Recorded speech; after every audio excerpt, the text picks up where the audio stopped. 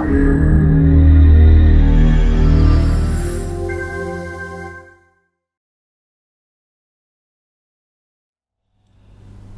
the previous video regarding RPG mechanics, I demonstrated a small project in Unity where you can pick up various bits of gear, store them in an inventory, and perform a simple battle simulation. Within that video I showed a couple of very simple formulas I used to convert the item's stats into something more interesting, affecting how we think about items, gear, and stats in RPGs. In this video I shall discuss some of the more interesting examples used in modern day games that should help you articulate and contemplate on some of the formulas you could in fact employ in games you are developing here at QUT.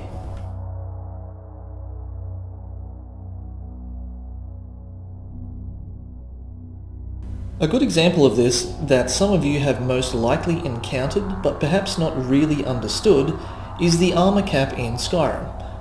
As discussed in the last video, the formula dictating how much physical damage reduction that is possible in the game is hard capped at 80%, or roughly 567 equipped armor. Any armor rating past this actually does nothing. The formula used here looks a little bit like this, tying in various variables and perks from the game that you can unlock when you play. However, when spread over 5 pieces of armor, most heavy or skilled blacksmiths are able to achieve armor cap relatively easily. Additionally, the exponential-like curve the function has is interesting in of itself. The more armor you stack, the more value your armor rating is actually worth, all the way up to a 5 times multiplier at armor cap. Basically, there is little reason to not stack armor in the game, as the more you get, particularly towards cap, the more bang for your buck you receive. However, after cap, armor rating will do nothing. I guess they need to make the game difficult somehow.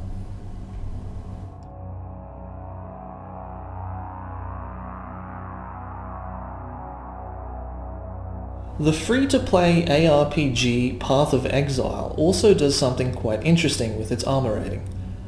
Armor is one of the several defensive stats you can stack or choose to stack in a game that is renowned for being quite brutal to people not expecting its more in-depth mechanics. Alongside various magical resistances, energy shield, dodge chance, evasion chance, and just straight health, armor has its own unique properties dictated by a rather straightforward formula. This formula essentially follows a simple rule. Damage reduction is a factor of how hard you get hit. Just like in real life, wearing a suit of armor doesn't mean that you are immune to, say, getting hit by a truck. In fact, said armor would probably do very little to protect you. The formula scales your damage reduction by a factor of how much armor you have versus how hard you get hit. If you get hit for almost nothing, your armor will mitigate almost all of it, making lots of small hits over an extended period of time quite trivial. Armor is therefore great for tackling foes that, for example, hit frequently but softly. However, fighting an enemy that proverbially hits like a Mack truck, armor will actually do very little for you.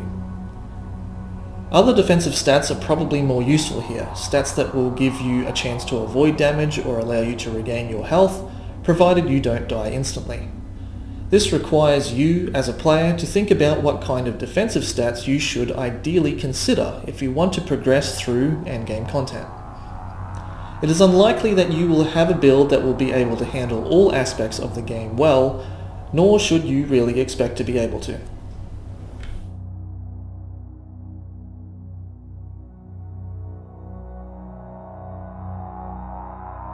World of Warcraft is probably a good example to use for talking about some of the more offensive stats, in this case, critical strike. Crits in games are usually chance-based, allowing players a small chance to deal double or more damage with their attacks. WoW's formulas, over years of expansions, stat squishes, and general balancing have all changed massively, and will likely change again in the near future. As such, WoW is an interesting beast, not just because it attempts to balance towards both PvE and PvP environments simultaneously. In WoW, you stack various armor ratings that contribute towards the chances of things on your gear. As of making this video, you currently need 400 crit rating to accumulate 1% chance to crit. The formula for calculating how much crit chance you have is the following. With 0.0025 crit chance per rating necessary to make 400 crit rating equal 1% chance. This relationship is completely linear, with no inbuilt cap or restrictions built into the formula. In this case, the limitations of the formula is based purely on the stat range restrictions put on gear.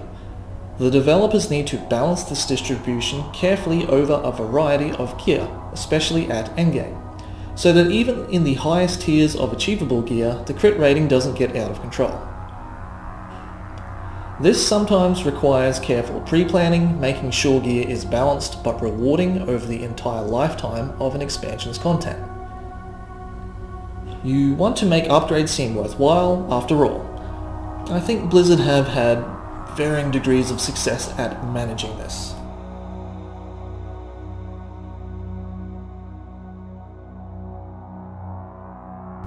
League of Legends is probably a good game to use for a slightly more advanced concept that is usually not implemented or even acknowledged directly into games, but certainly is a thing.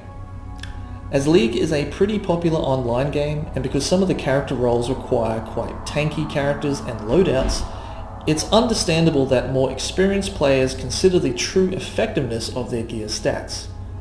What is known as effective health or hit points, or EHP, is a paradigm of considering how tanky your character theoretically is while taking into consideration your health pool, resistances, and sometimes even avoidance stats.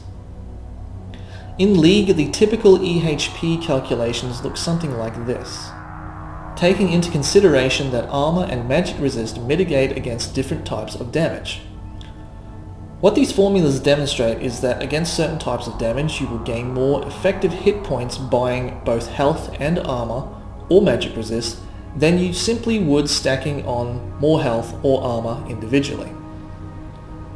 The interesting question that a smart player asks themselves is the value of stacking health or armor, as these stats typically come from items that have bits of both, either as additional stats or inclusive of other stats as well. The value for money of particular items is an interesting discussion topic, especially if you are on the losing team, and your offensive capacity can only be matched by more cheaper or defensive options.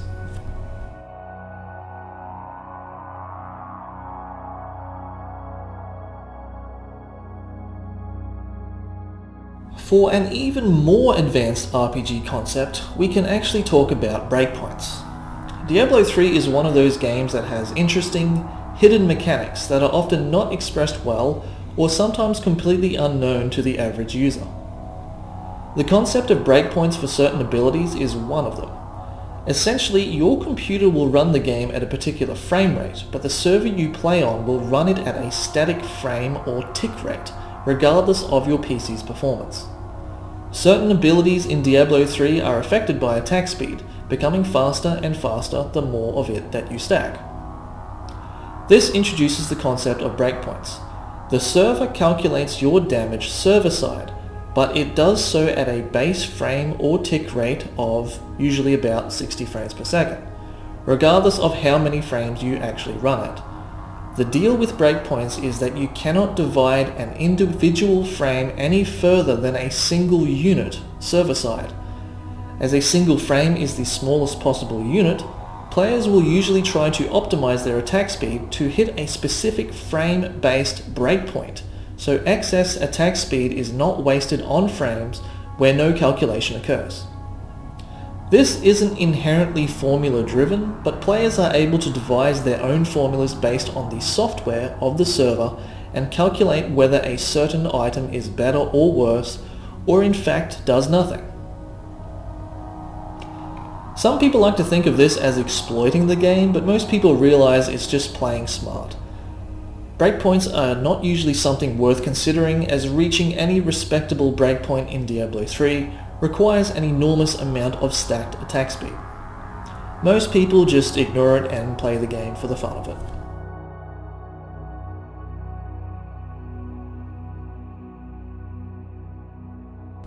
While we have brought up some interesting and advanced RPG mechanics so far, it's beneficial to acknowledge how other games are implementing RPG-like mechanics too, particularly in other genres.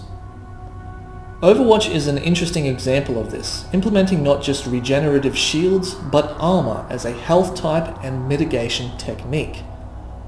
Unlike normal health, armor in Overwatch acts as a flat mitigation property, reducing any attack over 10 damage by 5 and halving any damage under 10. Armor is therefore useful at mitigating lots of little attacks, particularly at range where scaling algorithms influence the amount of damage certain classes do. However, big, non-mitigated attacks hit for their full volume. This results in situations where, say, a soldier, sombra, or even a tracer shooting at range at, say, a Reinhardt do almost imperceptible amounts of damage to him. However, at the same range, a Pharah or Widow would make short work of his armor. While not necessarily formula-based, these simple rules are enough to create variations in gameplay that players should consider when engaging various targets. One's effectiveness on certain classes versus others is debatable, particularly when softer and closer targets are a better alternative. So, as game designers and programmers, I personally feel it is very important that we consider the kind of mechanics and formulas detailed in this video. While actual game object interactions are predominantly what we are occupied with when we play games, it is formulas like this that truly have the capacity to impact our decision making as players, particularly during the meta stages of gameplay. So, next time you design a straightforward health system, do consider some of the quite straightforward logic and math you could integrate alongside it. I would recommend opening an Excel or Google spreadsheet or even an online tool like desmos.com and start manipulating with functions and formulas to make your game a more complex and interesting beast.